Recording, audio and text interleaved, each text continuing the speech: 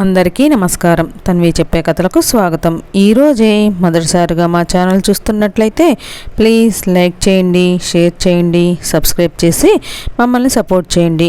ఈరోజు ఆషాఢ అమావాస్య. ఈ అమావాస్య నాడు ఈ తప్పులు చేస్తే మాత్రం జీవితాంతం కష్టాలే. మరి ఈ అమావాస్య నాడు ఎలాంటి పనులు చేయాలి, ఏ పనులు చేయకూడదు అనే విషయాలు మనం ఇప్పుడు ఈ వీడియోలో తెలుసుకుందాం. ఒక్కో అమావాస్యకి ఒక్కో ప్రాముఖ్యత ఉంటుంది. జూలైలో వచ్చే ఆషాఢ అమావాస్యని హలహరిణి అమావాస్య అని కూడా పిలుస్తారు.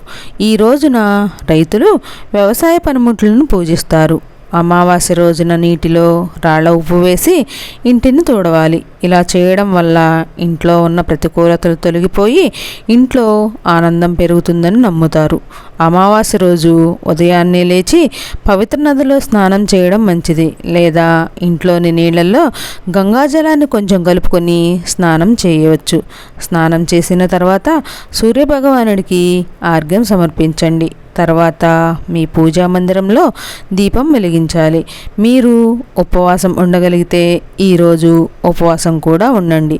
ఇంటికి ఈశాన్యంలో ఆవు నెయ్యితో దీపం వెలిగిస్తే ఎంతో మంచిది. అమావాస్య రోజు ఇంట్లో ఉండే కుటుంబ సభ్యులు అందరూ తప్పకుండా తలస్నానం చేయాలి. ఈ రోజున తలస్నానం చేయకపోతే దరిద్రానికి దారితీస్తుంది. కనుక తలస్నానం చేయడం మంచిది. తలకు నూనె మాత్రం అస్సలు రాసుకోకూడదు అని గుర్తుంచుకోండి. అలాగే ఇల్లు వాకిల్ని శుభ్రం చేసుకుని కల్లాపి చల్లి ఉంచాలట. అమావాస్య రోజున ఇంటి ముందు ముగ్గు మాత్రం ఎట్టి పరిస్థితుల్లో వేయకూడదు. అలాగే అమావాస్య అంటే లక్ష్మీదేవికి అత్యంత ప్రీతిపాత్రమైన రోజుగా మన పురాణాలు చెబుతున్నాయి. కాబట్టి అమావాస్య రోజు లక్ష్మీదేవిని పూజించడం మంచిది. లక్ష్మీదేవి ఫోటో ముందు దీపం పెట్టి పూజిస్తే లక్ష్మీ కటాక్షం కలిగి మీ ఇల్లు అష్టైశ్వర్యాలతో తొలతూగుతుంది. అలాగే అమావాస్య నాడు పితృదేవతలను స్మరిస్తే వారి అనుగ్రహం మనపై కలిగి సకల సంపదలను అనుగ్రహిస్తారట. అమావాస్య రోజున ఇంటి ముందు గుమ్మడికాయను కడితే చాలా మంచిదని పండితులు అంటున్నారు. ఇంటి ముందు గుమ్మడికాయ కట్టడం వల్ల ఇంట్లోకి నెగిటివ్ ఎనర్జీ రాకుండా ఉంటుంది.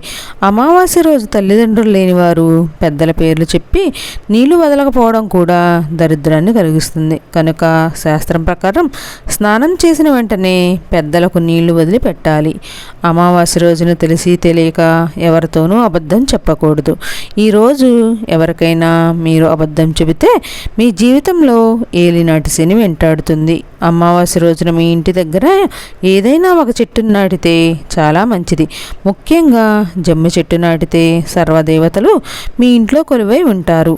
అమావాస్య రోజున బియ్యం పిండిలో పంచదార కలిపి చీమలకు ఆహారంగా వేయండి. ఇలా చేయడం వల్ల మన పూర్వీకుల ఆశీర్వాదాలను పొందవచ్చు.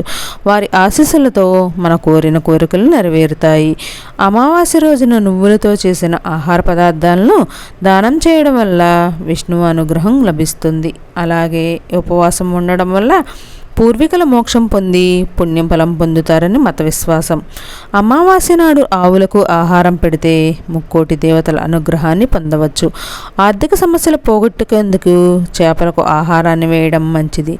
అమావాస్య రోజున వివాహం, గృహప్రవేశం, నామకరణం మొదలైన శుభకార్యాలు చేయడం నిషేధం. అమావాస్య రోజున స్త్రీలను, వృద్ధులను, పేదవారిని అవమానించకూడదు. అమావాస్య రోజు వీలైనంత ఎక్కువ మంది నిరుపేదలకు సహాయం చేయాలి. ఇలా చేయడం వల్ల అమావాస్య తిథి నాడు బిచ్చగాడు మీ ఇంటికి వస్తే అతనిని ఖాళీ చేతులతో తిప్పి పంపకండి. అమావాస్య రోజున ఎట్టి పరిస్థితుల్లోనూ నలుపు రంగు బట్టలు ధరించకూడదు. అలాగే ఎట్టి పరిస్థితుల్లోనూ అమావాస్య రోజు కొత్త దుస్తులను ధరించరాదు. అమావాస్య రోజు సూర్యోదయం అయ్యేంత వరకు నిద్రపోతే అది దరిద్రానికి దారితీస్తుంది. కనుక సూర్యోదయానికి ముందే నిద్ర లేవాలి. అమావాస్య రోజు మధ్యాహ్నం నిద్రపోవడం కూడా దరిద్రానికి దారితీస్తుంది. కనుక అమావాస్య మధ్యాహ్నం ఒక్కరోజు నిద్రించకపోవడమే మంచిది. అమావాస్య రోజు రాత్రి భోజనం చేయడం కూడా దరిద్రహేతువుగా భావిస్తారు. అయితే మధ్యాహ్నం భోజనం చేసిన తర్వాత రాత్రి పలహారాలను తీసుకోవడం ఉత్తమం. అమావాస్య రోజు తల్లిదండ్రులు లేనివారు పెద్దల పేర్లు చెప్పి నీళ్లు వదలకపోవడం కూడా దరిద్రాన్ని కలిగిస్తుంది. కనుక శాస్త్రం ప్రకారం స్నానం చేసిన వెంటనే పెద్దలకు నీళ్లు వదిలిపెట్టాలి. అమావాస్య రోజు గడ్డం తీసుకోవడం, జుట్టు కత్తిరించుకోవడం, గోళ్ళు కత్తిరించుకోవడం చేయరాదు. ఇలా చేస్తే దరిద్రానికి దారితీస్తుంది. అమావాస్య రోజు లక్ష్మీదేవిని పూజించకపోవడం కూడా దరిద్రహేతువుగా పరిగణిస్తారు. కనుక ఈ రోజున లక్ష్మీదేవిని పూజించడం మంచిది. ఈరోజు పితృదేవతలను నమస్కరించుకొని వారి అనుగ్రహం పొందాలి. పితృదేవతలను నమస్కరించకపోతే దరిద్రం కలుగుతుంది. ఈ రోజున కొత్త పనులను, శుభకార్యాలను చేయరాదు. అదేవిధంగా కొనసాగుతున్న పనుల్ని నిలపరాదు. ఆషాఢ అమావాస్య చాలా ముఖ్యమైన ప్రాముఖ్యత కలిగిన రోజు.